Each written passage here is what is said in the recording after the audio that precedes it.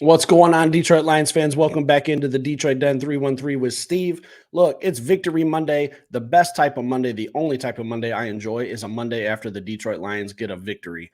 Okay, yesterday's game against the Tennessee Titans absolutely handled business. All right, showed up, beat them in all three aspects of the game. I could throw in four if you wanted to go with coaching. Special teams, offense, defense, just all around solid play. And I did my post game show yesterday. I talked about a lot of stuff. I talked about all the positives. I told you guys there was something in that game that I think a lot of us Lions fans are seeing that's becoming a problem. And it's no breaking news. It's nothing you guys don't already know. Brad Holmes has to get on the phone and make a move. Okay, plain and simple.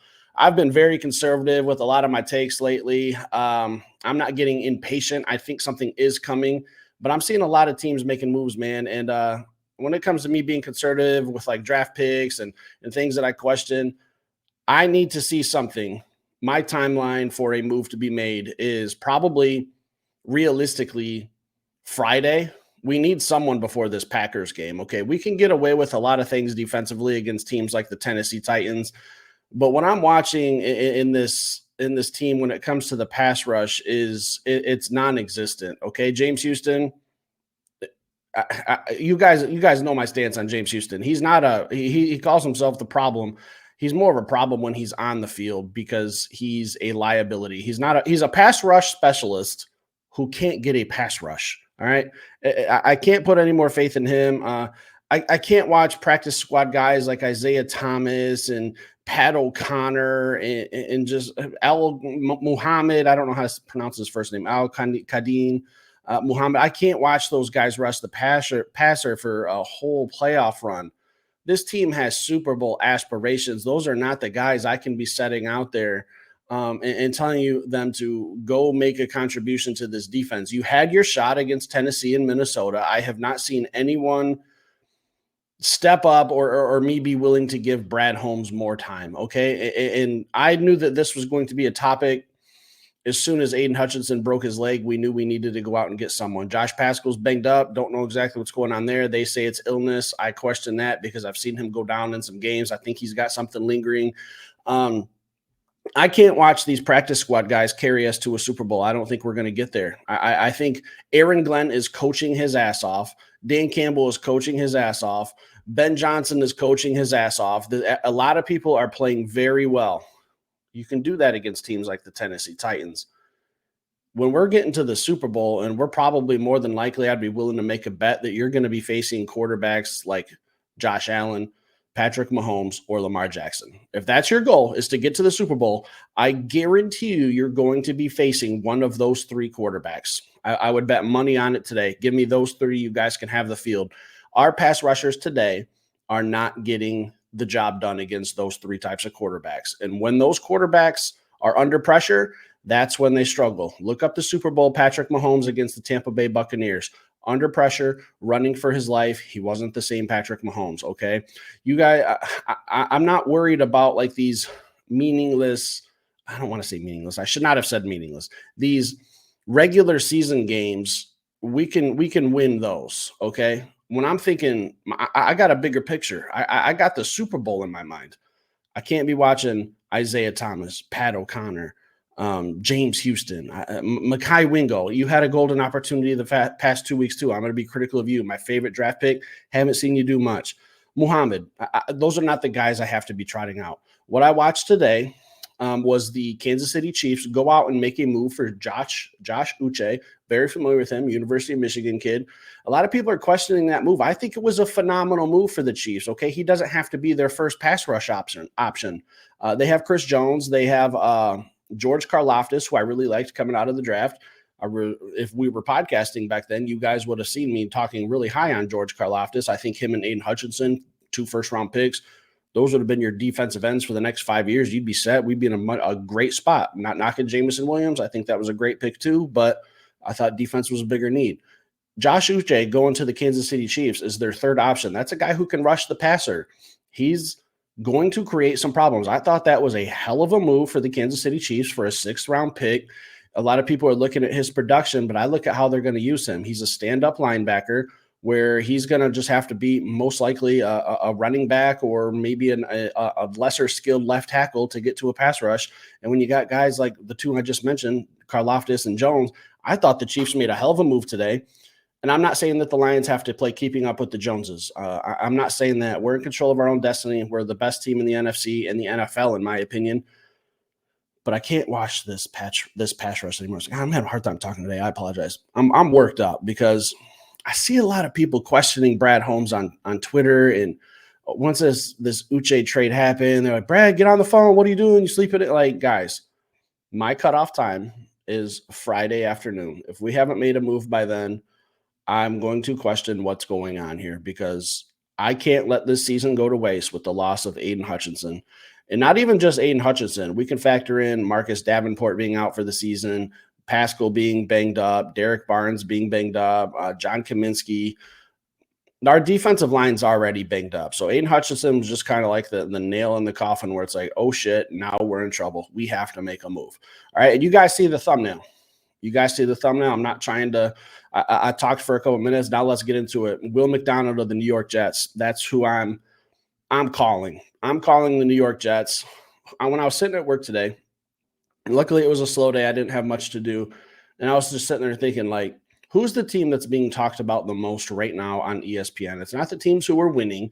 It's the shitty teams like the New York Jets who are 2-6. They made a move to get Davante Adams. They tried to save their season.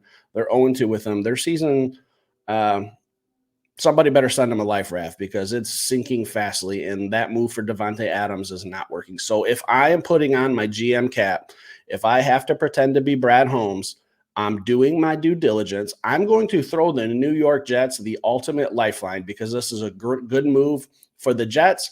It's a great move for the Detroit Lions. I'm calling about second-year player, and I know the chances of this are slim, but I'm calling. I'm getting me some information on Will McDonald. This dude has 8 sacks on the season, 3 last year as a rookie. He's 6'4", 230 pounds. He's one of the most athletic defensive ends in the league. He's not overpowering. He's more of a finesse guy, he's got some really, really nice finesse moves with the swim, the spin, all that stuff. He's not going to bull rush a left tackle. That's not his type of game. He's a little too small for that. But he's getting pressure, and he's getting production. That is something we need. Okay, he's one of 4 players, I think, that could replace what we're missing with Aidan Hutchinson. I've talked about Myles Garrett. Max Crosby's not happening. Zadarius Smith is in like that second tier for me. I think he'd be a nice, solid pickup. I know a lot of people are really high on him. I think we could get him for a little cheaper, but I'm giving a first-round pick right now to the New York Jets. And here come the comments where you guys are calling me crazy, thinking that Steve, I'm really glad that you're not the GM of the Detroit Lions. The 32nd pick is what I plan on the Detroit Lions having in 2025 in the NFL draft. You find me a player next year at pick 32 who will have the production that Will McDonald is having right now under a rookie contract. And again, I know this is a long shot because of the contract and how young he is and where the New York Jets are, but they're drowning. They're stuck with Aaron Rodgers. They have to do something. I think that either Garrett Wilson or Will McDonald are probably the most movable pieces that they have right now, okay? And I know that him being on a rookie contract makes it hard, but he's under team control for the next, 2-3 years. Get Aidan Hutchinson back. You have 2 of the best defensive ends in the NFL for the next 3 to 4 years, okay? You solve your problems right now immediately. You fix your problems in the future because at pick 32 next year, what's everyone going to be want? Everyone's going to be wanting a defensive end. Why not just give up the first-round pick 32? That's where I plan on it being. Giving that to the New York Jets. Hey, rebuild your team, cut ties with Aaron Rodgers. You guys gave up, I can't remember what the trade package was for Davante Adams. I'm throwing the Jets a lifeline. If they don't want to take it, then just keep being the New York Jets because this is probably – you're one of your only 2 outs, okay? You might get a first-round pick for Garrett Wilson. I think I would give up a first-round pick for Will McDonald. I would be comfortable with that. I am more comfortable with a player on a rookie deal at about $16 million per year. Pretty fairly cheap. That's probably about what you're going to be paying a rookie next year anyway. I'm very, very comfortable with the contract. I'm very, very comfortable with the production. I'm very, very comfortable not having a first round pick to get to the Super Bowl. And the cherry on top is my defense is set for the next 3 to 4 years. Like I said, guys, I'm sending it.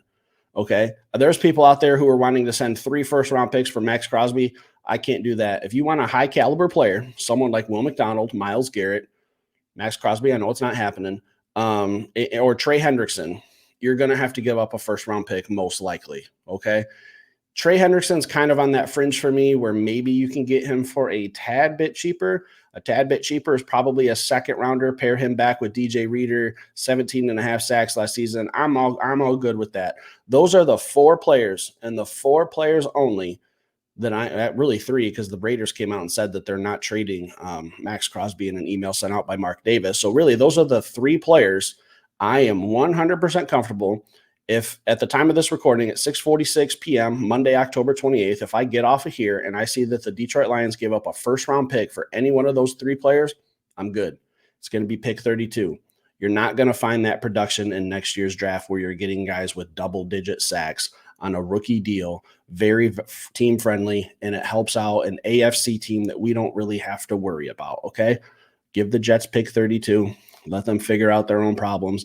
At least make the call. So let me close with this, because a lot of people are going to leave in the comments, there's absolutely no chance. I put the chances of Will McDonald being available at around 10 to 15%. It's a small chance. If Brad Holmes can do a little wheeling and dealing, if he needs me to get on the phone and use some of this charm to talk to the GM of the Jets, I'm available, man, because I can make this work, okay? I'm sending the Jets a lifeline. Get yourself out of a shitty situation. You guys made a bad move by acquiring Devontae Adams. That's not what you needed. The problem on your team is Aaron Rodgers, okay? Wash your hands. Be done with it. It helps them. It helps us. Guys, I'm telling you, this team is set up for a Super Bowl run.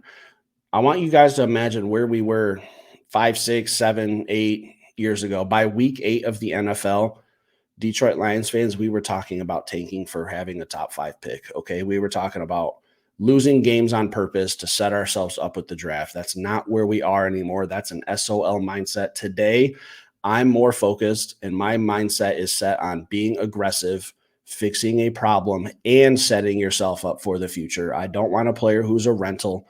I don't want a player who's making $40 million a year. And I get it. That kind of makes things a little harder to trade for. Will McDonald, young player, I think he fits perfectly. He's only 25 years old, team-friendly contract, still on a rookie deal. This is probably a 10 to 15% chance of happening, but it's my number 1 request that I'd like to hear that at least that this was put out by Brad Holmes and at least attempted. Leave some comments down below. Thanks for watching. Stick around. I'll be back later with another show.